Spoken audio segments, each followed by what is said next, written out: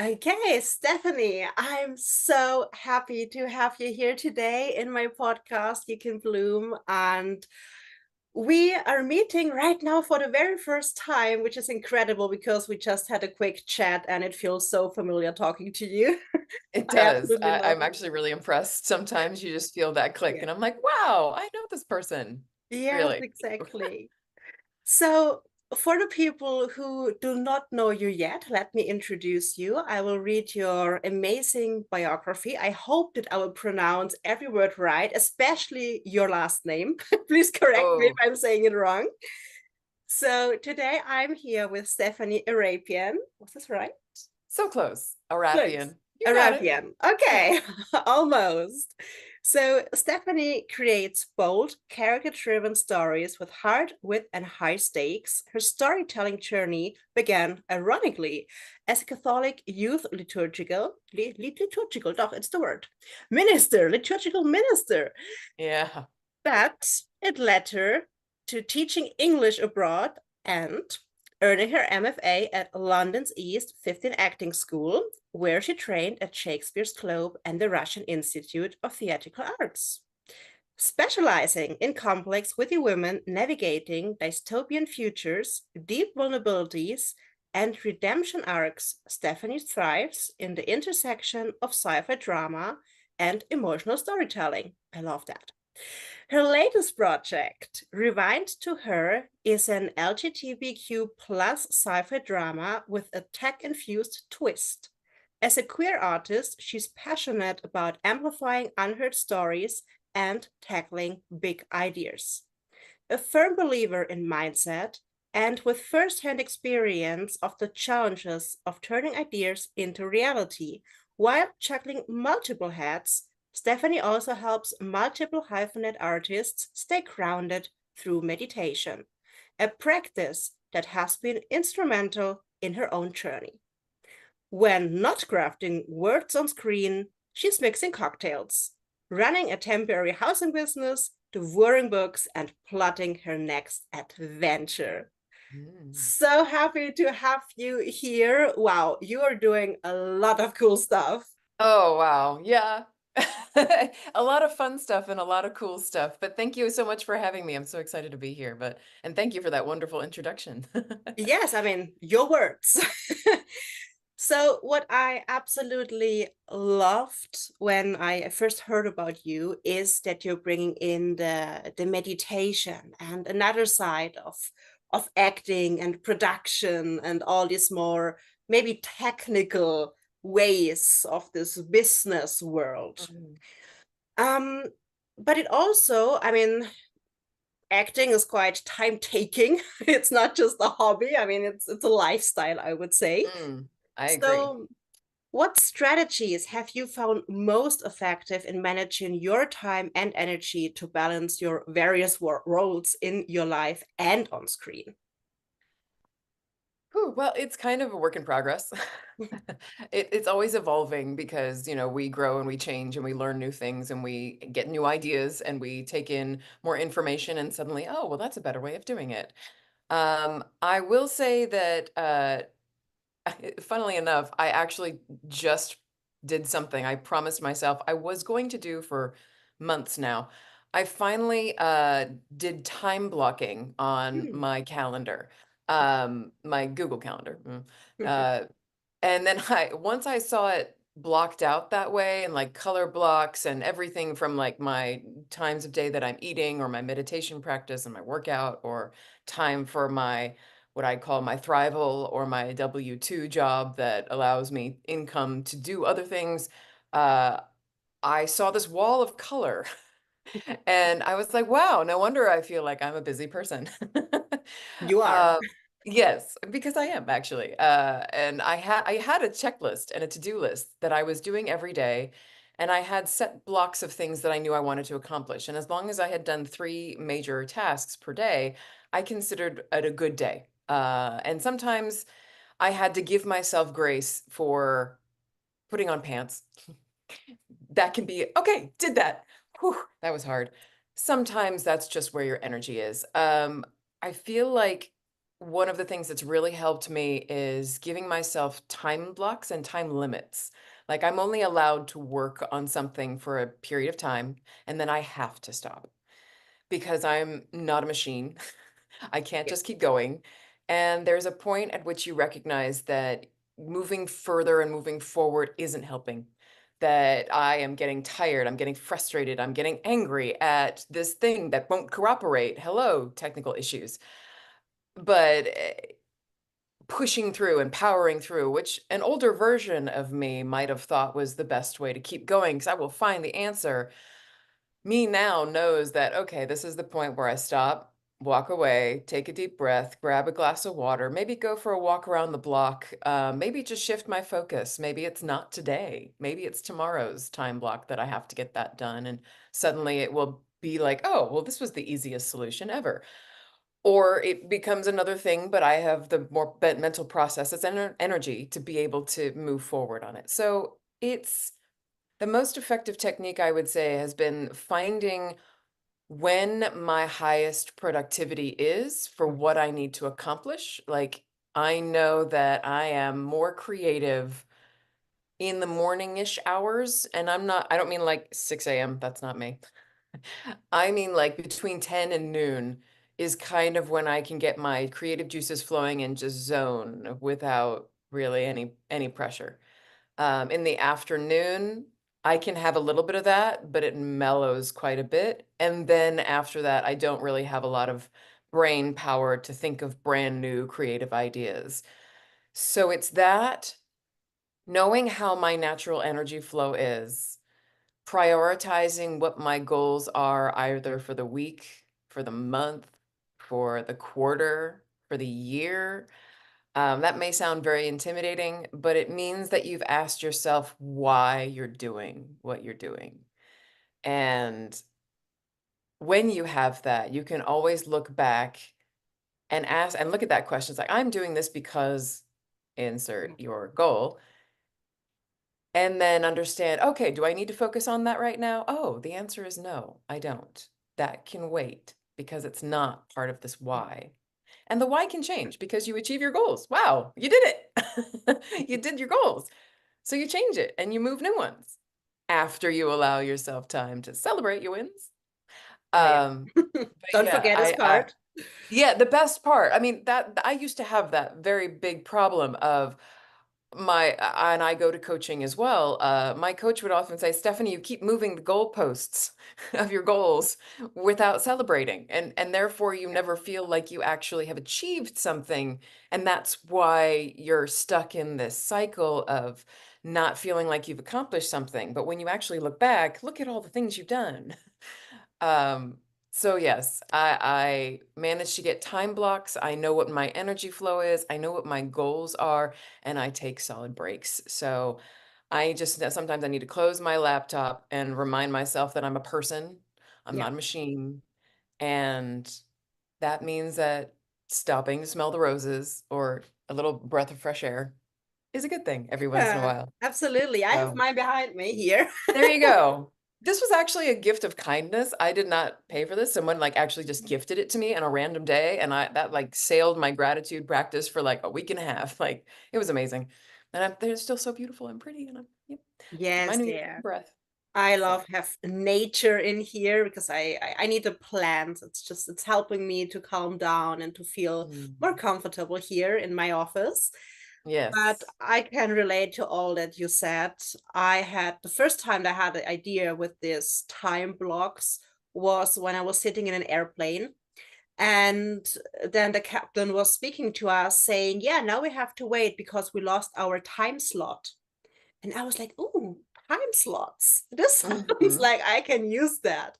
So yes, it was annoying, but I got away with some new ideas. And also, yeah, between 10 and 12 is definitely the best hour to work for me as well. And as I'm a cyclical being, I live what I teach, which is some cyclical living for entrepreneurs. hmm And so, yeah, I mean, just due to my job, but there is no day like the other, and I'm always planning ahead. So when I know that in my feminine cycle, I'm not feeling maybe that outgoing, for example, then I try Mm. not to put in some podcast interviews, for example, or anything Yes. else that I'm in front of the camera or that I need to speak to people. I mean, it's not always possible, but if it is possible, I really try to do that.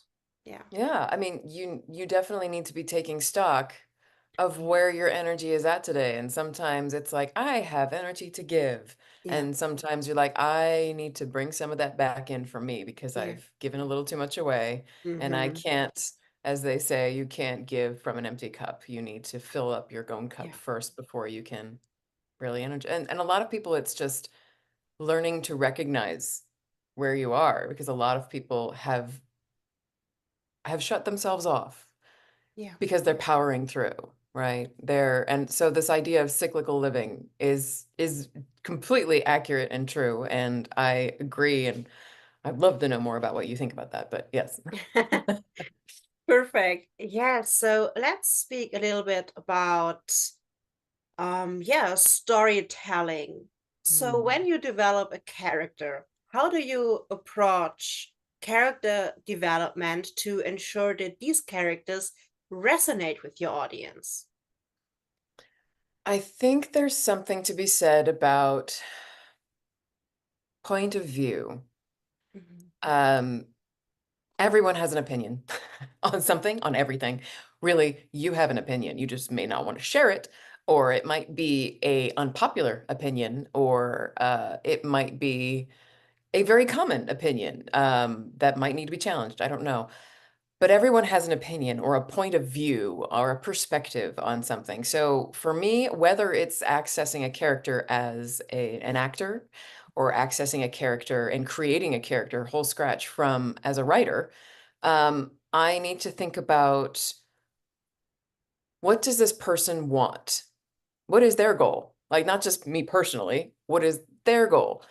And how do I, Stephanie, feel about this? What is my opinion about this? And that's been a very interesting journey because I, and you'll hear so many actors, hopefully, regretfully, talk about how they keep trying to tell what do they want? What do they want from me? And I will give you what you want. And that's actually the whole not point of acting and building a character is knowing who you are, having an opinion about it, and then bringing it forth through the words that have been given to you. Um, I'm not sure how well to explain that, but really having an opinion is probably the most important thing that distinguishes you from literally everybody else. And that's why there is no other competition with other actors. Like I know many other people who are technically in my casting bracket who happen to have a similar look or a similar height or a similar appearance. I don't know. But there's no possible way that we can compete with each other because we have completely different opinions or life histories or energies that bring us to those things. So for me, creating a character that resonates with an audience is about knowing what my opinion is, and that's real. That is grounded in who I am and how I think about this thing. And sometimes that's a challenge because you have a character who's like, I hate, for example, gay people. I'm like, okay, well, I'm gay. That would be a difficult character to play. Then I have to find my opinion about that. And I'm like, well, I think this person is wrong, obviously. But what would it be like to think that? How would I come around to think that? And then I have to look backward and I have to build out a history, a wound, something or other, like where does this come back where I could have that opinion? Okay, maybe I am extremely closeted. Maybe I suffered something in the past that made me extremely scared to be gay, and therefore I have this opinion. Or maybe this is just fear, or maybe this is, I will find my way into that character that seems on the surface to be very far removed from me. But I can do my, because all actors are kind of like amateur psychologists. I will find my way to access this person and understand who they are and where they're coming from and bring that forward. And I feel like I was going to add something else on there, but I lost the train of thought. But in order to create a character that resonates, it needs to be grounded in reality. And in order for you as an actor, or me as an actor, or even a writer, to convey that accurately, it needs to be based somehow in your truth. Whether that means tweaking, adjusting, asking, how can I come to this where this would be true? Maybe I'm being a little complicated or metaphysical or esoteric, but No, I um, love that because it's celebrating our uniqueness, and at the mm, same time, it really shows that it is a lot of deep work to do. And mm, I loved you what you said in the, I think it was a reel or a story that you posted the other day on Instagram, and it was a behind the scenes.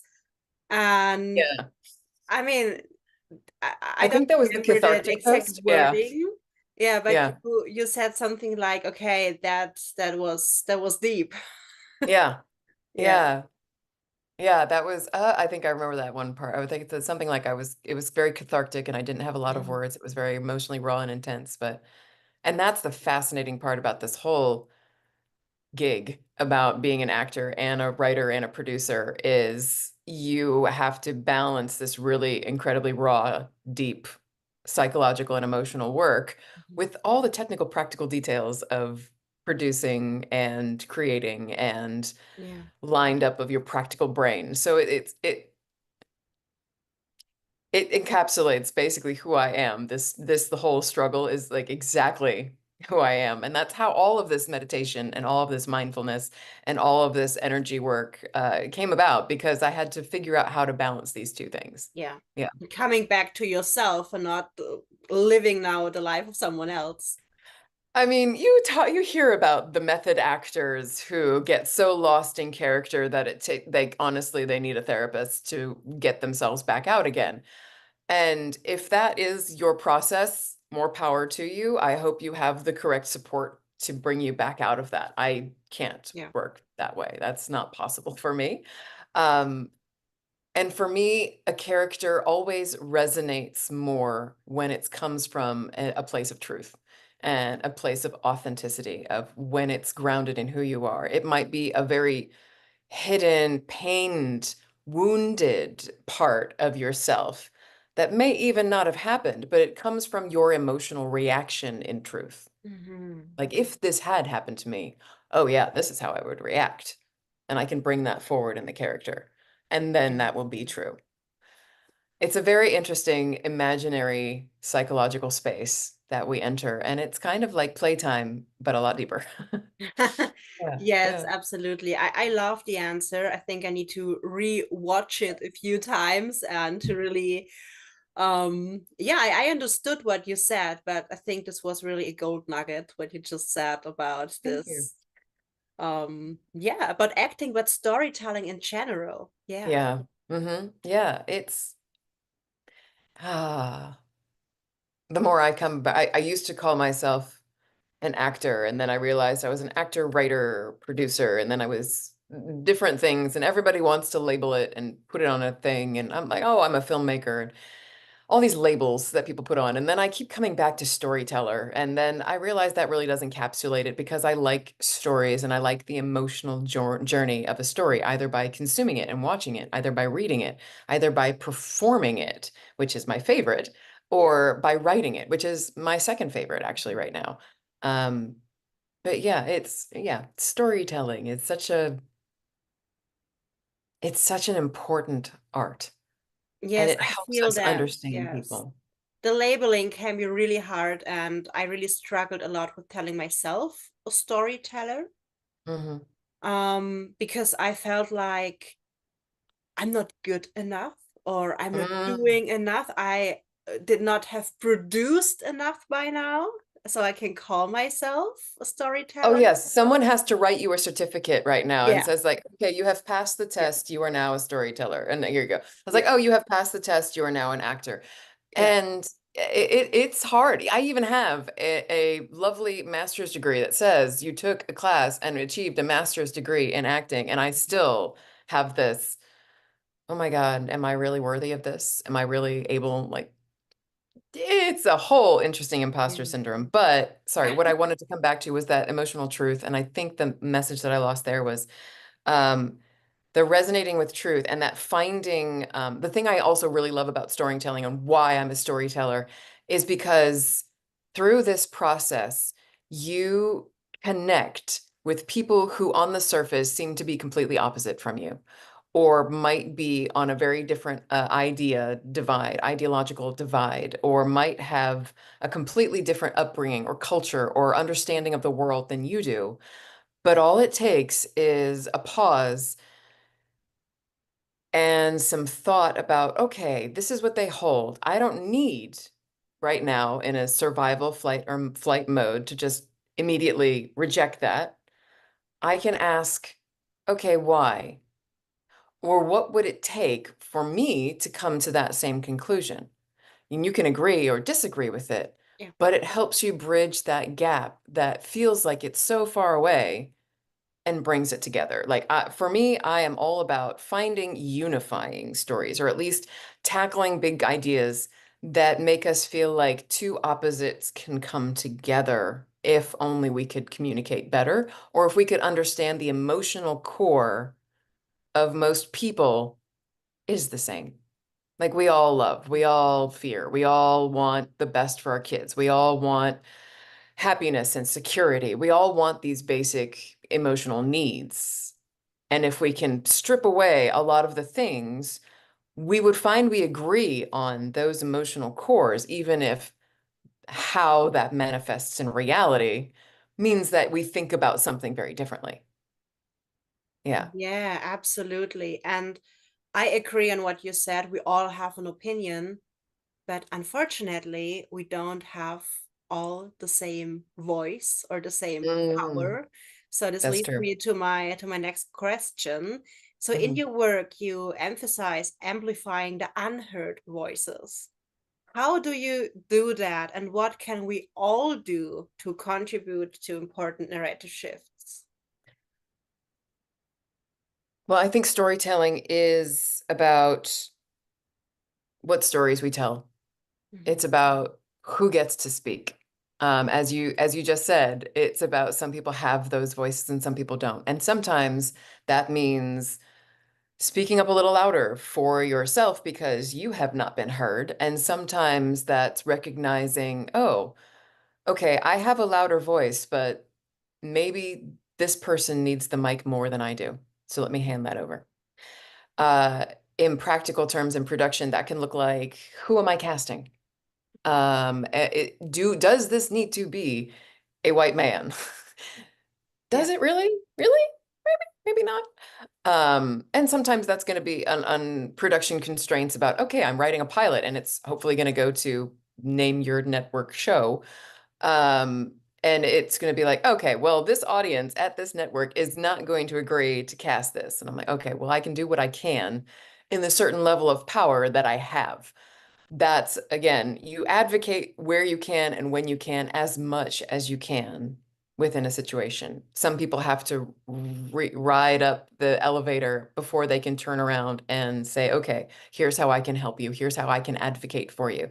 So sometimes it's about looking at casting. Does this person have to be this way? It's about who gets to tell the story. Sometimes there are stories that I think are fascinating, but I know that I am not the right person to tell it. Yeah. I can speak to many things. I can make up stories in my imagination. But if I want to hit an emotional core truth that I have no experience with, I can do my job as an actor. And I can probably do the same and take that over and do it as a writer. But part of me would immediately be like, okay, who can I partner with that would know this better? Who needs to be able to tell this story?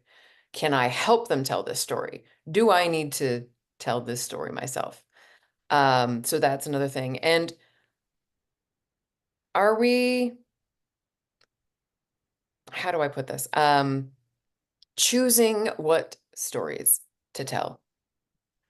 Are we reiterating or telling the same story again and again? Are we just retelling trauma? For what purpose? Are we trying to make a statement so hard that we miss the humanity of the choice? Are we are we giving people a chance to be real, to be messy, to not have it all together?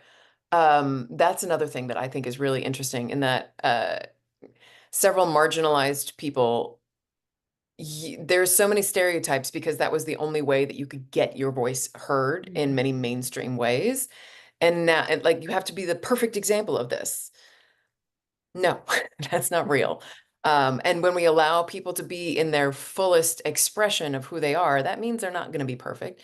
That means that we have to be a little bit more open to watching something that's not in our original language, to seeing someone that's differently abled on screen and still having a leading role. I've very, there are so many things that I'm very much aware of that I would like to give more space to. And then there are the stories that I'm driven to tell. So it's a very interesting balancing act. But mostly I think that what we can do as people is to consume stories that are outside of our own lived experience.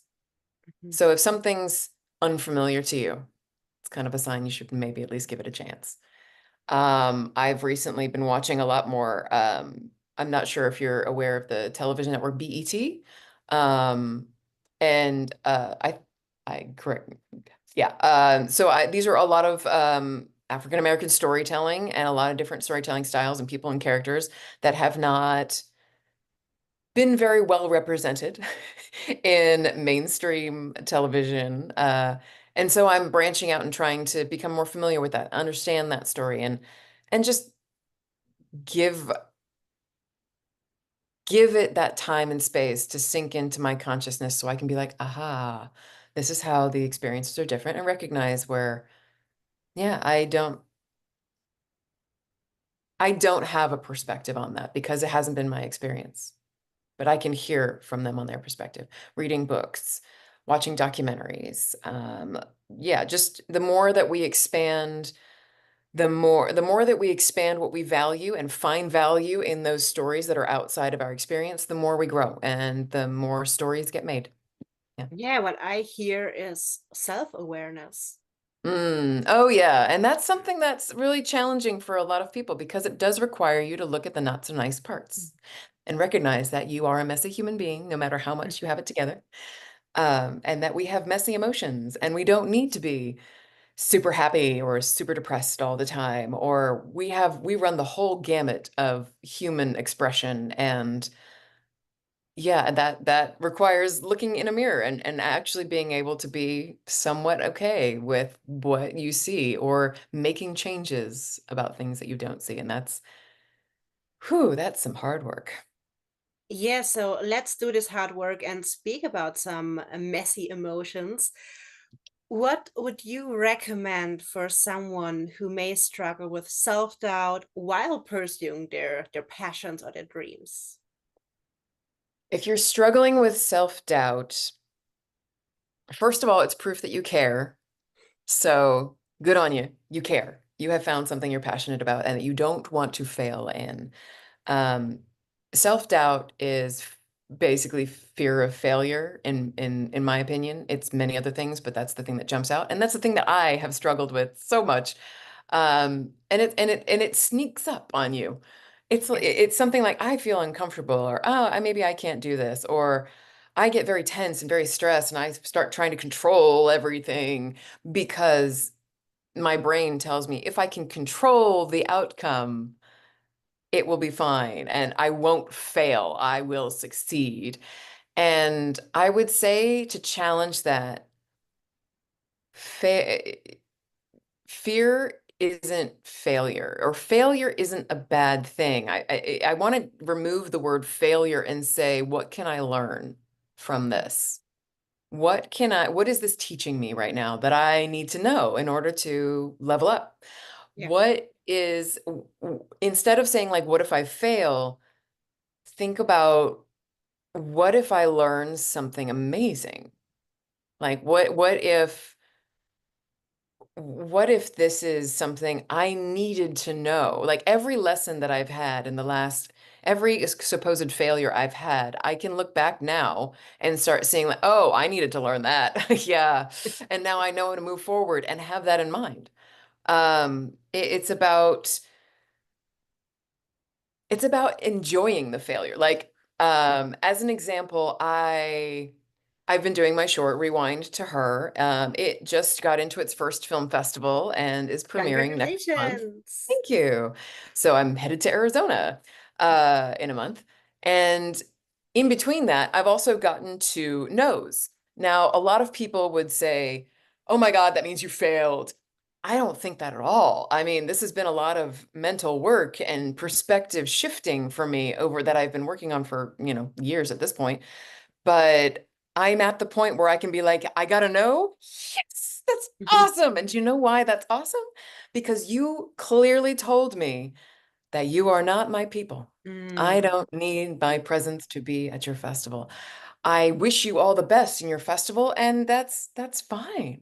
There's like I don't know, if you took a whole 100% of the people in the world, you divide it into thirds. There's a third of the people that are going to hate your guts no matter what you do. There's yeah. a third of the people that are going to absolutely love every single thing that you do. And then there's the people who are like, meh, it's okay. So by giving me a no, you already told me you are in that third that isn't for me. You are not, you told me it was not for me. And I'm like, great. Now I don't have to waste my time and my energy, and I can go back to the people who said yes, or the people who are like, yeah, yeah, all right, I kind of get you, and move forward like that. And it's such an energy saver in some ways to be like, this is a no. Oh my God, thank you. So that's an example of how a perceived failure would actually turn into like a really great lesson and something that carries you forward. Um, Another thing would be celebrating whenever that those good things happen, because your gremlin is working overtime to tell you all the things that are wrong, that are happening, that are failure, that are self-doubt, that are, you're going to fail, you're going to die if you do this. It's new. It's new. And it wants to pull you back into safety. It cares about you. It wants you to be safe and comfortable. The problem is that we don't grow if we are safe and comfortable. And we don't get to achieve the things we want to do if we are safe and comfortable. So we have to take baby steps outside of our comfort zone. And the gremlin is always going to fight back about that. And the smarter you get, the smarter it gets. So I actually started this just this year, a little jar of wins. So every time something good happens, or something, I get a win, or something said really nice to me, or it was just like a positive feeling, I write it down and I put it in my jar against my gremlin days, to be able to open up as like, okay, I'm having a hard day, I suck at everything, everybody's saying no, I'm not getting any auditions, and nothing's happening for me, and I have no money, and then first I have to take a deep breath and be like, okay, is that really true? Is that a fact? Mm, Is it a it's not. fact? It's not a fact. And Yeah. they're like, okay, so it's not a fact, but I still want to feel crappy. I want to. So I start opening up and I was like, oh, well, yeah, that was a nice moment. Mm, Okay. Or at least having a practice or something that you know will lift you back up. Is there a playlist that's going to get you back up and out of that? Is there an activity that you can go do right away? Like dancing in the middle of your living room, like no one's watching. Is there somebody you can call that says, I'm having a horrible day. Can you just tell me a joke? Or yeah.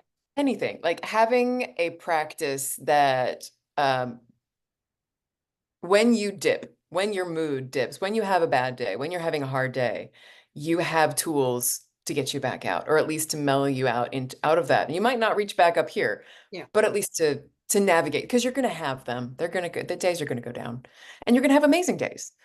But you have to be able to like celebrate the wins and bookmark that feeling in your brain, so that when you come back down, you can be like, okay, yeah, but that felt really good. So okay, you can bring it back up again. Does that kind of make sense? Yes, Yeah. absolutely. And I love the gremlin jar. I think I need a gremlin jar too. It was fun. I mean, I have actually named and picture my gremlins. So we have chats every once in a while. I check in with her and she's like, yeah, but just all those middling words. That's like, oh, well, we just want you to be safe. I was like, mm, Yeah, I I love feel that. you. I will establish that in my life too. Yeah. So, speaking about the future now, what Mhm. themes or messages do you hope to explore further in your projects? Or is there anything you work on right now and you want to share with us? Ooh, well, I think that as a storyteller, I'm always focused on strong emotional core questions. Like we look at big questions, but we look at small on a small individual character perspective. So we might tackle a question like, what would you do if you had a second chance? Which is the rewind to her. It's the small short. And what would you do if you had a second chance? Would you go back and change things? What would the consequences be? Should you go back and change things?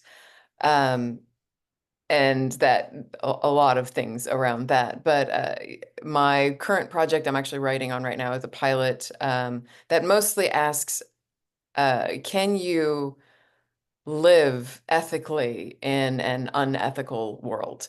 Hmm. Which like, can you live right by doing wrong? Can you live in this world while everything around you is like an oppressive, wrong system and still do good in many ways?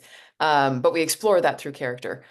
So I love being able to find and bring together people of differing opinions and explore how they might connect and how they might unify and what pushes them away and what puts them together.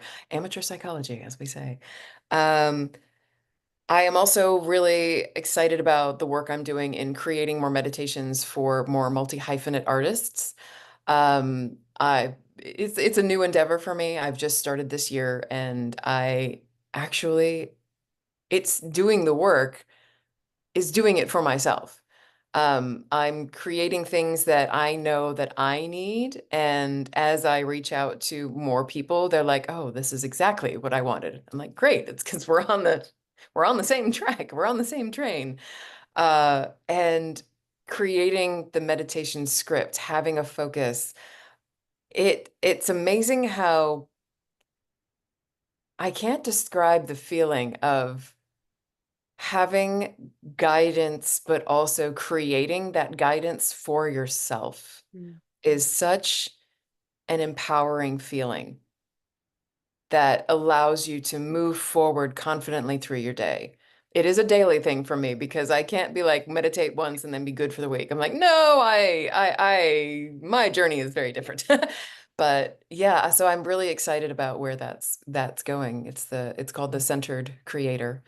And yeah, very intrigued to see where we go on that journey as the rest of my acting and writing takes off. So I love that. And I had a pleasure to listen to one of your meditations, and I absolutely loved it.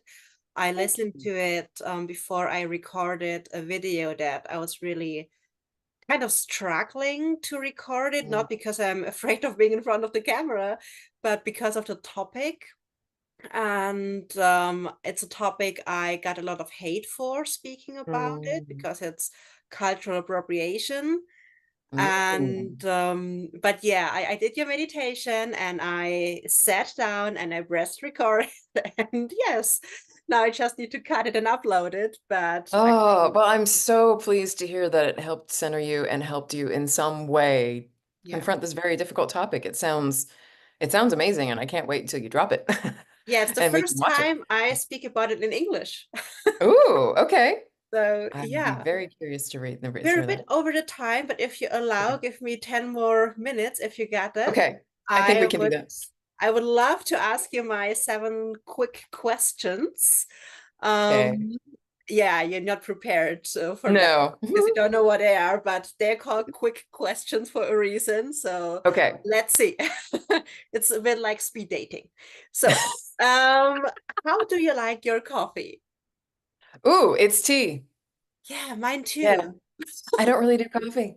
Yeah, I've made a ridiculous amount of coffee in my life for a person who doesn't drink coffee, but I'm definitely a tea person. I love that. Perfect. What is your favorite food? Ooh, dark chocolate. Ooh. I'm gonna say a nice salmon. Yeah, a nice Mm. salmon dish, crispy on the outside and soft on the inside. Okay, I love that. How would you describe yourself in 3 words?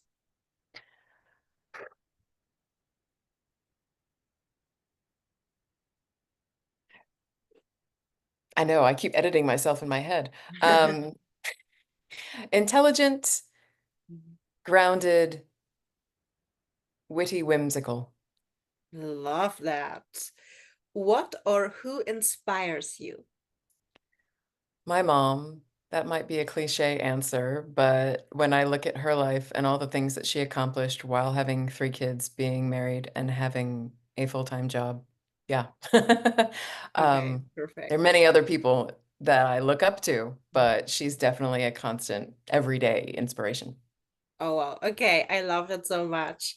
So, which person from the past would you like to meet? Ooh. Oh. I kind of want to say a major figure, but you know what? I honestly don't think he would talk to me. Um, Well, Damn. he would miss out on so He much. would miss out, absolutely. I want to. Wow, that's a hard question. I apparently am not great at these questions. Um, Somebody from history picking it out. Jane Austen. Okay, yeah. And what are you most passionate about right now? Ooh,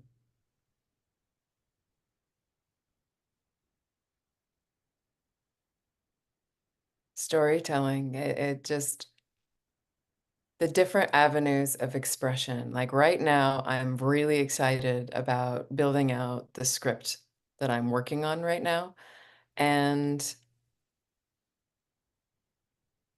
the funny part is, I use a garden metaphor.